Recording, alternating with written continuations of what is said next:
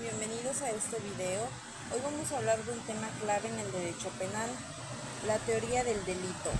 Puede sonar complicado, pero en realidad es como un mapa que nos ayuda a entender cuándo una conducta es considerada delito y cuándo no. La teoría del delito es una herramienta que nos ayuda a organizar los pasos que debe seguir un juez o un abogado para analizar una conducta y determinar si esa conducta es un delito o no lo es. Lo importante aquí es que no basta con decir que alguien cometió un delito, sino que hay que analizar distintos elementos que forman parte de la teoría y justo es lo que vamos a explicar el día de hoy. Vamos a continuar con el desarrollo del tema. Como primer elemento tenemos a la acción y la omisión. ¿Qué es la acción o qué significa? Pues la acción significa que la conducta humana puede actuar en esta forma y puede ser algo que hacemos como golpear a alguien, robar o algo que dejamos de hacer cuando tenemos una obligación, como por ejemplo un médico que no atiende a un paciente a tiempo y lo hace esperar demasiado. Lo importante aquí de la acción es que no se pueden castigar las conductas humanas, no se castigan tampoco los pensamientos ni los accidentes que dependen de la voluntad. En el derecho penal, la acción y la omisión son dos conceptos fundamentales que se refieren a la conducta humana y pueden ser consideradas delictivas. Vamos a hablar sobre la acción y sus características.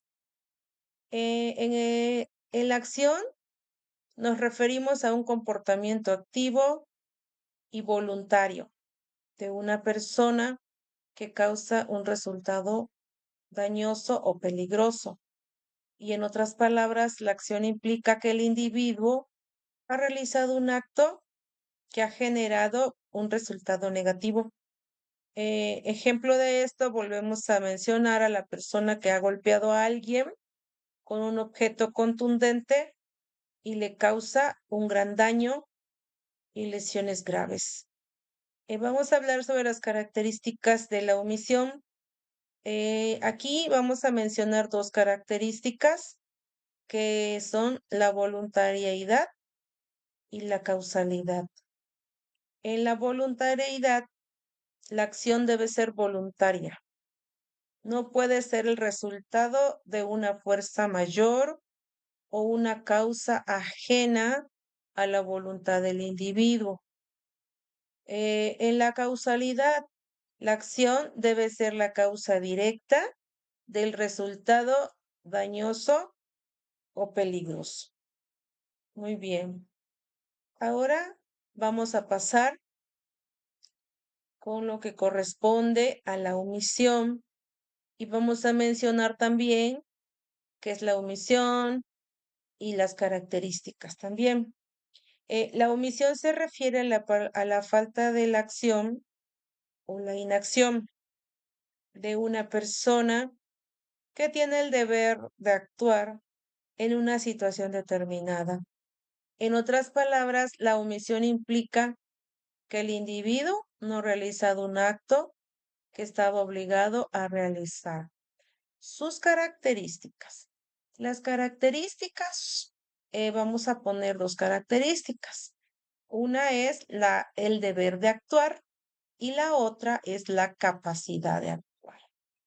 En el deber de actuar, la omisión requiere que el individuo tenga un deber de actuar en una situación determinada y en la capacidad de actuar, el individuo debe tener la capacidad de actuar y no de hacerlo.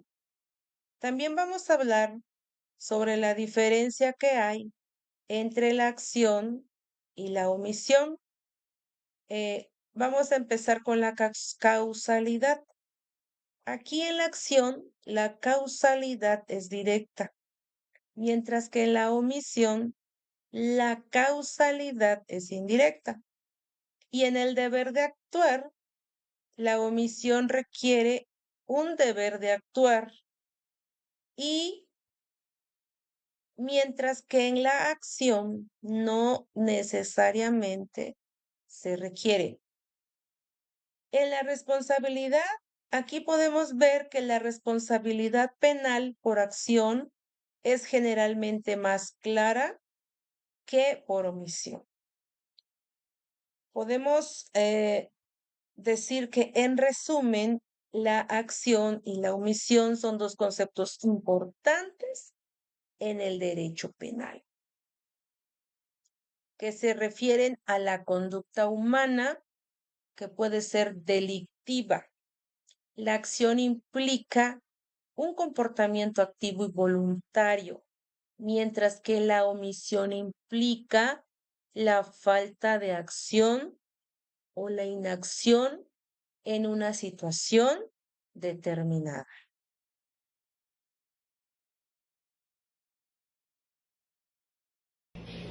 Como segundo punto, o bueno, segundo elemento tenemos la tipicidad, que es básicamente verificar si la acción encaja en lo que se describe como delito. Por ejemplo, si alguien se lleva un objeto que no es suyo y la ley dice que es un robo, entonces la acción sí encaja con el tipo de penal de robo. Si no encaja ninguna descripción de la ley con alguna conducta o acción reprochable, no se puede llamar delito. Incluso, aunque sea una acción que moralmente no está correcta, pero no está tipificada como un delito, pues no lo es. Antijuricidad. El tercer elemento es la antijuricidad. Aquí preguntamos, ¿esa conducta es contraria al derecho? Un ejemplo claro, si alguien causa una lesión, normalmente es antijurídico, pero si lo hace un médico durante una cirugía, entonces ¿está justificado? Por eso existen causas de justificación como la legítima defensa, el estado de necesidad o el cumplimiento de un deber. Continuamos con el siguiente punto, que es la culpabilidad. Aquí vemos que la culpabilidad es cuando podemos reprocharle a una persona su conducta. Esto depende de tres cosas: que la persona tenga la capacidad de comprender lo que hace, que la persona pueda actuar de otra manera y, por último, que la persona tenga la intención, al menos, se dé cuenta de la negligencia en su conducta. Por ejemplo, no podemos culpar a un niño pequeño o una persona con un trastorno mental grave de la misma manera que a un adulto consciente. La culpabilidad se compone de dos elementos. El primero es el dolo y el segundo es la culpa. El dolo se refiere a la intención de cometer un delito. El individuo sabe que su acción es ilícita y la realiza con la intención de causar daño o perjuicio. En la culpa se refiere a la negligencia o imprudencia del individuo al cometer un delito. El individuo no tiene la intención de causar daño, pero su comportamiento es descuidado o imprudente. También hay tipos de culpabilidad. Ahorita vamos a manejar 4 tipos de culpabilidad. El primero es el dolo directo. El individuo tiene la intención directa de cometer el delito. Número 2 es el dolo eventual. El individuo se representa en la posibilidad de que su acción pueda causar daño, pero la acepta y la realiza de todos modos. Entonces, la número 3 es la culpa consciente. Aquí es cuando el individuo sabe que su comportamiento es riesgoso, pero no toma las medidas necesarias para evitar el daño.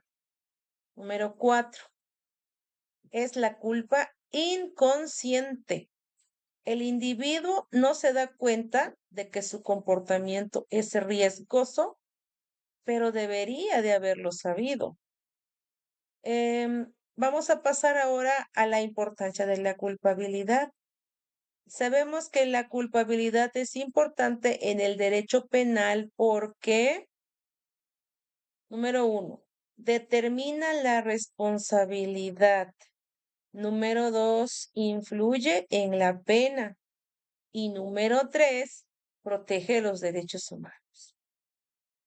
En el número 1, que determina la responsabilidad, aquí la culpabilidad determina si el individuo es responsable penalmente por el delito. Y en el número 2, cuando influye en la pena, la culpabilidad, puede incluir en la pena que se impone al individuo. Y el número 3, que protege los derechos humanos, aquí la culpabilidad ayuda a proteger los derechos humanos. ¿De qué forma? Al asegurarse que solo se castigue a aquellos que son verdaderamente responsables de un delito. Entonces, en resumen, podemos decir que la culpabilidad es un concepto fundamental en el derecho penal que se refiere a la responsabilidad subjetiva de un individuo por un hecho delictivo. La culpabilidad se compone de dolo y de culpa y es importante para determinar la responsabilidad y la pena. Finalmente está el elemento de la punibilidad. Este significa que la ley prevé una pena para tal conducta. Por ejemplo, en muchas películas hemos visto que alguien comete un asesinato, un homicidio, y como pena se les da tantos años de prisión. A esto hace referencia. Es importante decir que no todas las conductas típicas antijurídicas y culpables son necesariamente castigadas. A veces hay excusas absolutorias. Por ejemplo, cuando alguien en extrema pobreza comete un robo de algún alimento porque pues no tiene para alimentarse, la ley a veces le exime de la pena. Eso obviamente depende también del contexto, de la necesidad y de otros factores. En resumen, la teoría del delito es un conjunto de pasos que nos permite analizar cualquier conducta. Primero acción, luego tipicidad, antijuridicidad, culpabilidad y finalmente punibilidad. Con esto, los jueces y abogados tienen una especie de filtro para decidir si un hecho merece ser castigado como delito. Esperamos que este video te haya ayudado a entender de forma sencilla cómo se estructura la teoría del delito. Nos vemos en el próximo tema. Gracias por acompañarnos.